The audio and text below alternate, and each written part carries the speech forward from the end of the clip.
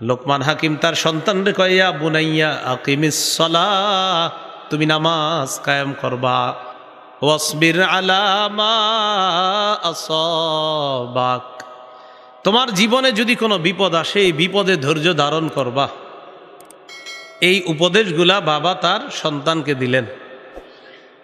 এরপর লোকমান হাকিম তার সন্তানকে উপদেশ দেয়, ওয়ালা তুসাইর খাদ্দাকা লিন্নাস, তুমি মানুষকে অহংকার বশত অবজ্ঞা করবা না, অহংকার বশত অবজ্ঞা করবা না কাউরে। এই আপনি কি, আপনারা চিনি না, জান এখান থেকে, এটা অহংকার বশত অবজ্ঞা, কাউকে তুমি অহংকার বশত অবজ্ঞা করবা না।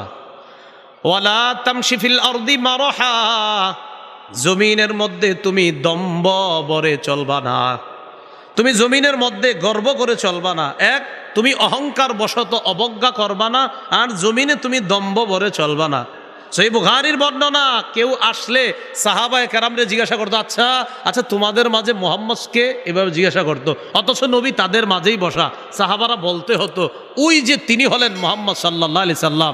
নবী সাহাবীদের সাথে বসলেও একজন আয়েশা বুঝতো না এখানে নবীকে আর সাহাবীকে। ইসলাম শিক্ষা দেয় কি, আমরা করি কি? হায় হায় রে। আল্লাহ বলেন, ওয়ালা তামশি ফিল আরদি মারহা, দম্ভ ভরে তুমি জমিনে চলবা না।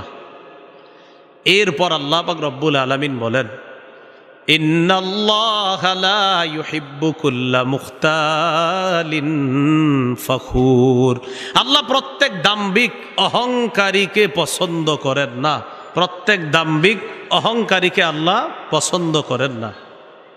এরপর আল্লাহ বলেন, ওয়াকসিদ ফি মাশয়িকা, তুমি যখন রাস্তার মধ্যে চলবা মধ্যম পন্থা অবলম্বন করে চলবা। লোকমান হাকিম তার সন্তানকে কয়, তুমি রাস্তায় যখন চলবা বেশি দ্রুত দৌড়াবা না, আবার আস্তেও হাঁটবা না, মধ্যম গতিতে তুমি চলবা, মধ্যম গতিতে চলবা, এমন ভাবে চলবা যেন তোমারে দেখলে অহংকারী মনে না হয়। এই জায়গায় একটা কথা মনে রাখবেন, মুয়াজ্জিন যখন একামত দেয়, আমাদের অনেক মুসল্লিরা বুলেটের গতিতে দৌড়ে মসজিদে যায়, ঠিক না? মসজিদে যাওয়ার পর কি করে, আমার দিকে তাকান, আল্লাহু আকবার, কি এরকম করে? তো আপনারা কে বলছে এভাবে যাইতে জামাতে? জামাত না, না হাইসেন না, পুরা ইসলাম শিখেন। এভাবে তো আপনারা জামাতে যাইতে বলে নাই। নবী বলছেন, যখন এইভাবে জামাতে যাইবা, আলাইকুম বিস সাকিনাতি ওয়াল ওয়াকার, ধীরস্থিরতার সাথে গাম্ভীর্যতার সাথে তুমি মধ্যম পন্থা অবলম্বন করে আস্তে ধীরে সুস্থে তুমি জামাতে যাও। যতটুকু জামাত পাও ততটুকু পড়ো, যতটুকু না পাইবা সালাম ফিরানোর পর বাকিটা তুমি একা আদায় করো। ইসলাম তো আপনাকে বলছে এটা। এরপর আরেকটা ভুল কি করে দেখেন, দ্রুত দৌড়ে এই মসজিদটাই ধরেন, মনে করেন দ্রুত দৌড়ে আসছে, আইসা আপনার ওই যে সামনে কাদা কুদা দিয়া পাড়ায়া পুরায় আইস, আসার পর সে কি করছে, মসজিদের সামনে 14 জনের জুতা আছে, এই সবগুলা জুতা হের জুতার কাদা দিয়া ভরায়া মসজিদে গিয়া দাঁড়ায়া আল্লাহরে খুশি করছে। বুঝলাম আল্লাহরে খুশি করছেন, কিছু ভুল হয়ে থাকলেও আল্লাহর কাছে মাপ চাইলে আল্লাহর হক আল্লাহ মাফ করে দেয়। কিন্তু 14 জনের জুতা যে নষ্ট করলেন, এই যেই বান্দাদের মনে আঘাত করলেন, তারা যদি জুতা দেখা মনে কষ্ট পায়, তারা মাফ না করলে আপনি মাফ পাবেন না। কাজটা করলেন কি আপনি? একটা বিষয়।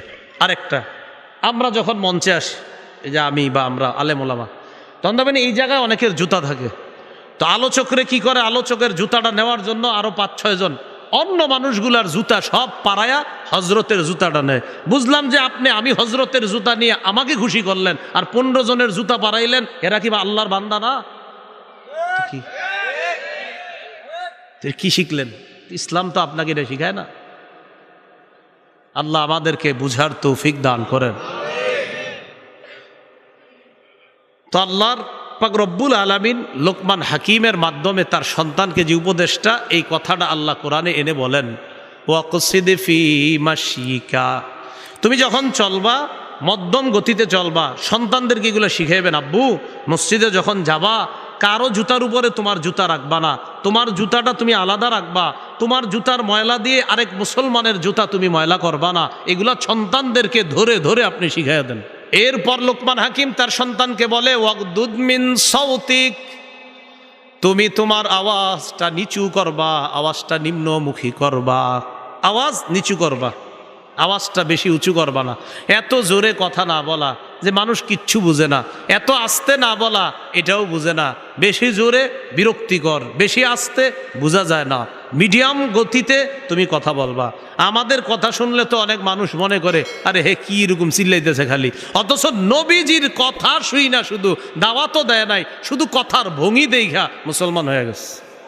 লোকমান হাকিম তার সন্তানরে কয় ওয়াকসিদ ফি মাশয়িকা ওয়াগদুদ মিন সাউতিক, তুমি মধ্যম গতিতে হাঁটবা, বেশি জোরে না, আস্তে না, আওয়াজ নিচু করে কথা বলবা, এত নিচু যে মানুষ বুঝে না, আবার এত জোরেও না শুনতে বিরক্তিকর, বরং এমনভাবে যেটা শুনতে সাবলীল সুন্দর মনে হয়, এইভাবে তুমি কথা বলবা।